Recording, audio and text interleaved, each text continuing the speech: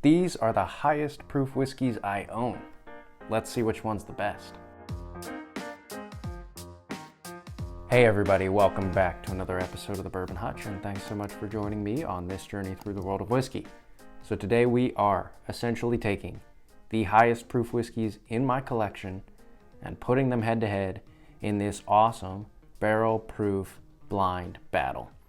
It's definitely gonna be a lot of fun. I'm gonna be tipsy by the end, guaranteed, so stick around to the end when I reveal what comes out on top. Let's talk about the contenders. So Old Forester single barrel strength is our first contender. This is a 130 proof on the dot bottle, warehouse I, floor 3. Definitely a heavy hitter. This was a pick from a local Kroger that I often frequent. And this bottle is often known for being super high octane, probably in that like 4 to 6 year old range. Then we got kind of a legendary bottle, or one that's grown a lot over the last 5 years in terms of status, Jack Daniel's single barrel proof.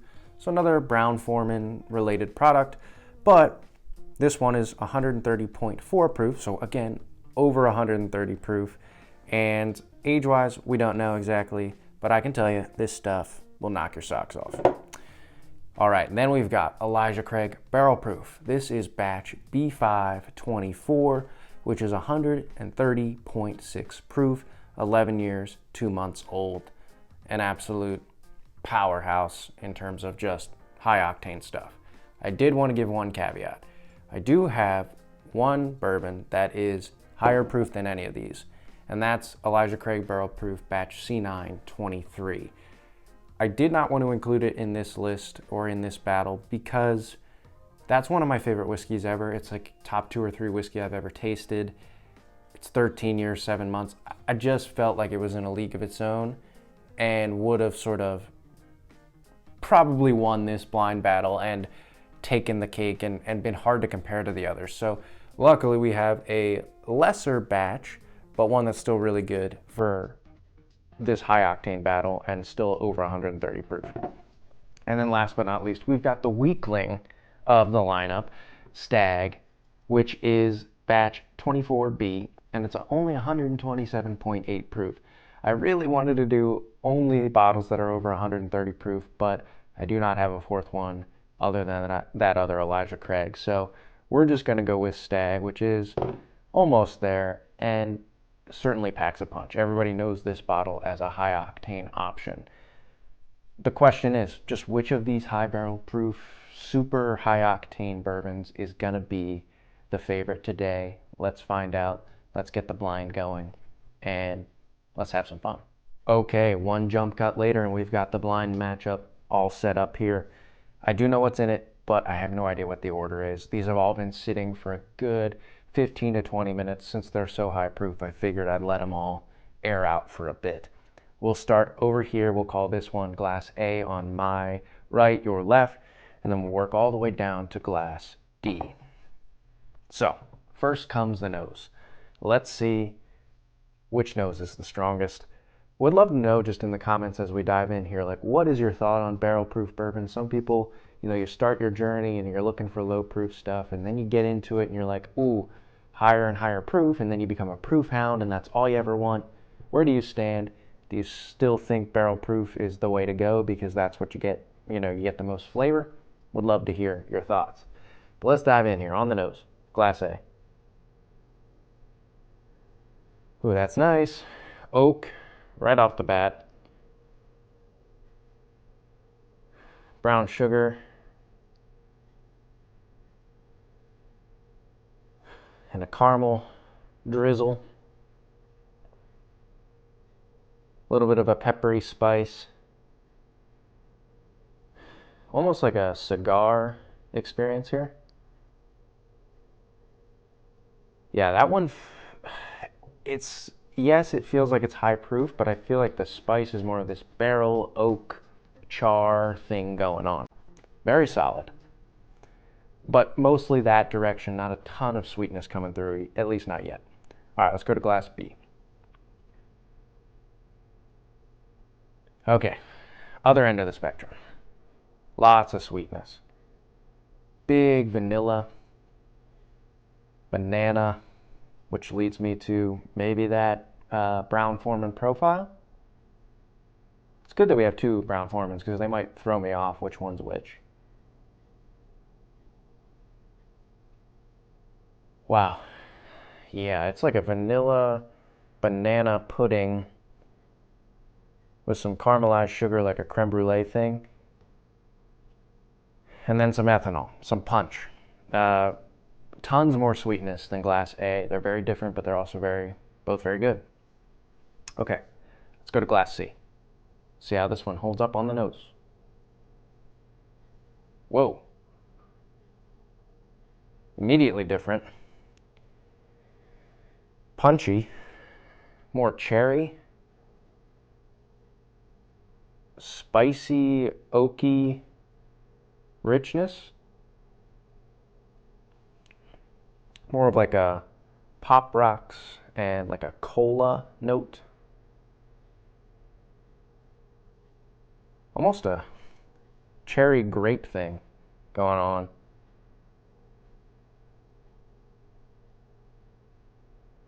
Yeah, that one's got some ethanol sting, but comes with this barrel spice oakiness and then those big fruit notes as well. Also very good, but punchy. And then last but not least, Glass D. Let's see how this one holds up on the nose.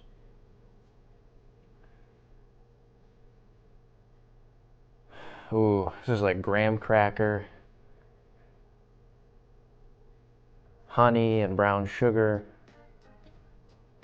More subtle, but like a banana thing going on here too. Vanilla custard.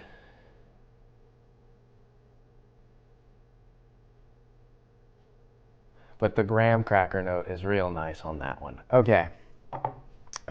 Wow. They're all good.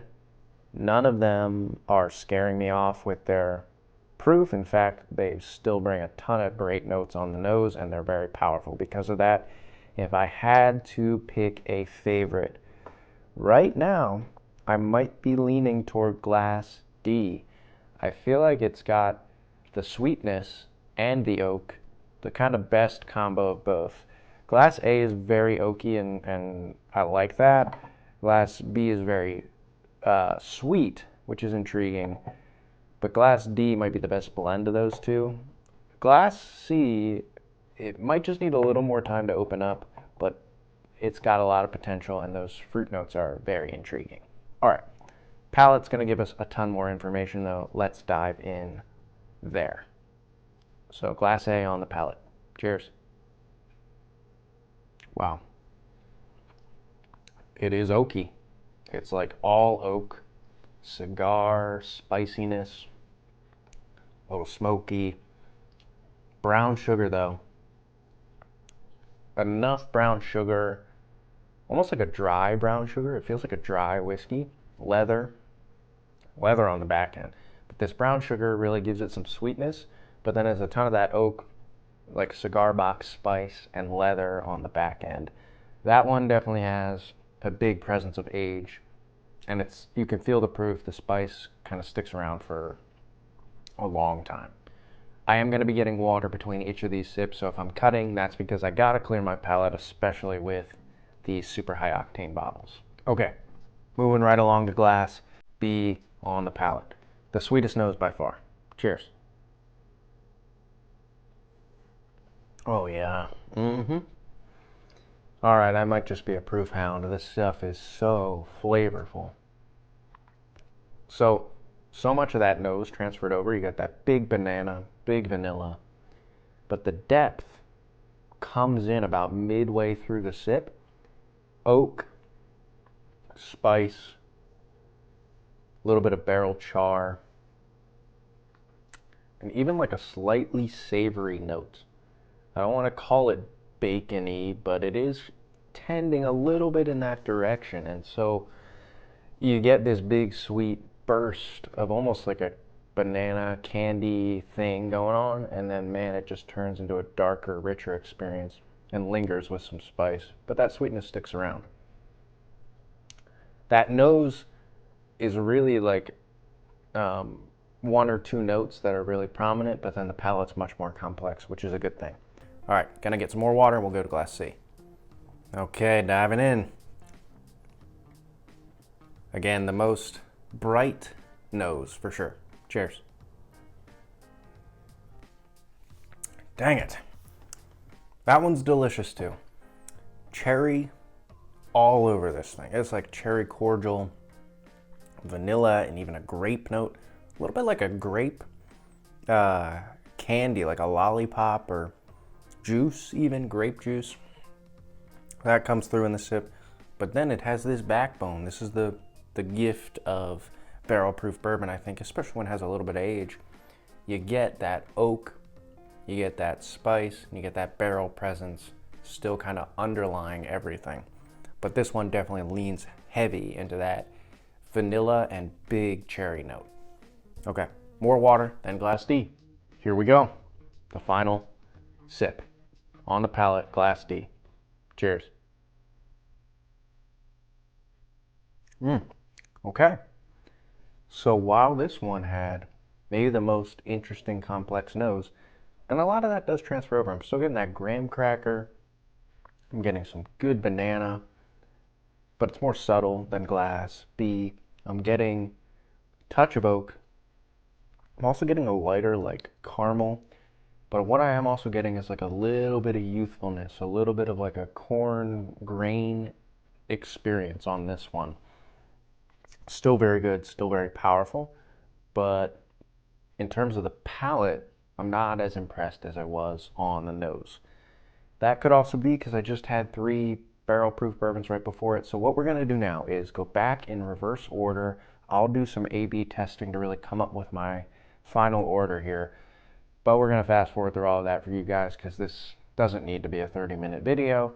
Hopefully we can keep it relatively concise for you. So I'll do all that. We'll fast forward, and then I'll see you when I'm ready to talk about what's coming out on top.